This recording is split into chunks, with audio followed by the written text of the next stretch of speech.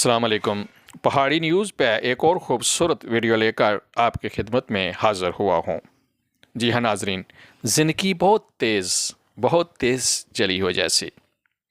सन 2000 के बाद पैदा होने वाली नस्ल बदकिस्मती से इस लज्जत, सुकून और मोहब्बत से महरूम रही जो 90 की दहाई की जनरेशन को मिली।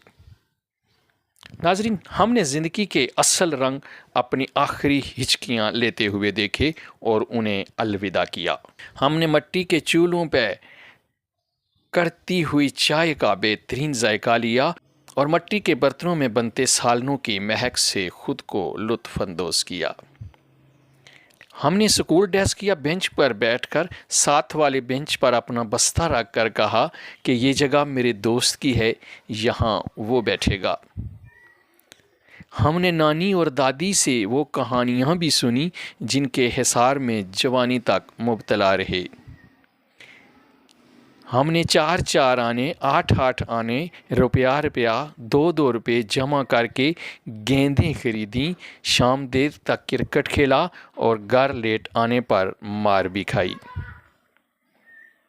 आज महसूस होता है कि क्रिकेट मैच के दौरान कोई एक बड़ा आकर ज़रूर कहता था, मुझे सिर्फ 2 गेंदें खेलनी हैं, उसके बाद चला जाऊंगा। उस वक्त हमें बहुत चिढ़ाती थी, मगर आज समझ आती है कि वो 2 गेंदें खेलने वाला क्यों ज़िद किया करता था। हमने मेहमानों की आमद पर घर में जश्न का सा माहौल देखा और उनके अलविदा होने पर उनकी तरफ से मोहब्बत के तौर पर मिले 2 रुपये या 3 रुपये को कारून के ख़जाने के बराबर समझा। फिर मेहमानों की प्लेट में बचे हुए बिस्कुटों पर हाथ साफ़ किया, जिसका बाज़ औक़ात अज़ाला भी करना पड़ा। क्लासरूम से उस्ताद या अस्तानी के साथ कापियाँ उठाकर स्टाफ रूम तक ले जाना अपने लिए एक एज़ाज़ समझा। क्लास टेस्ट के दौरान एक खाली बेंच के लिए क्लास में भीख तक मांगी। कभी कभार किसी की कॉपी हाथ लगी तो 3-4 दिन के टेस्टों के लिए पेज निकाल कर जेब में डाल लिए।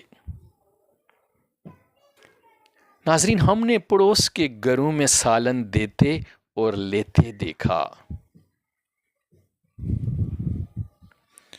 हमने पड़ोसियों के आए हुए मेहमानों को अपने घर ले आने को अपना एजाज़ समझा। हम सुबह स्कूल जाने से पहले मुस्तनसर हसन तारर साहब का प्रोग्राम भी देखा, जिसमें कार्टून ख़त्म होते ही स्कूल की तरफ दौड़ें लगाईं।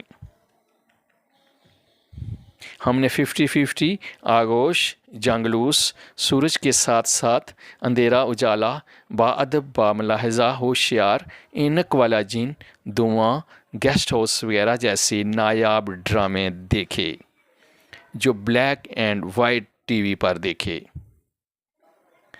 नाज़रीन, हमने जुमे वाले दिन बैग में आधी किताबों का रखते वक्त की खुशी भी महसूस की। हमने आखिरी पीरियड के दौरान छुट्टी के लिए बचती हुई घंटी के लिए वो बेताबी का मज़ा लिया। 90% लोगों ने हो ही नहीं सकता कि किसी क्लासरूम से चाक चोरी ना किया हो। ये हो ही नहीं सकता कि घर जाते रास्तों में आने वाले किसी फलदार पौधे पर पत्थर मारकर फल ना खाए हों।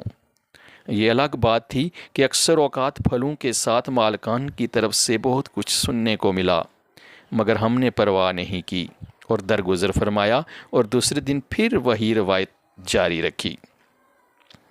नाज़रीन, हमारे स्कूल दौर में अमीर वही समझा जाता था जिसके पास ज्योमेट्री बक्स होता था।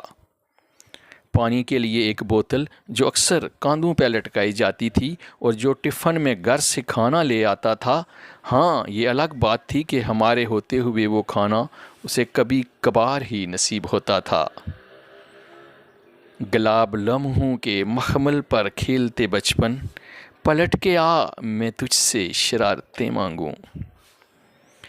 टीचर की गैर हाज़िरी के लिए मांगी हुई दुआ बहुत कम ही कबूल होती थी, अक्सर रात से वापस आ जाती थी। फारग पीरियड में हम अक्सर अपने अजदाद की बड़ाई बयान करते हुए खुद से बनाए गए किस्से सुनाया करते थे। ناظرین، جوتوں کی پالش چیک ہوتی تو ایک جوتا دوسرے ٹانگ کی پنڈلی کے پیچھے رگڑ کر صاف کر لیا کرتے تھے۔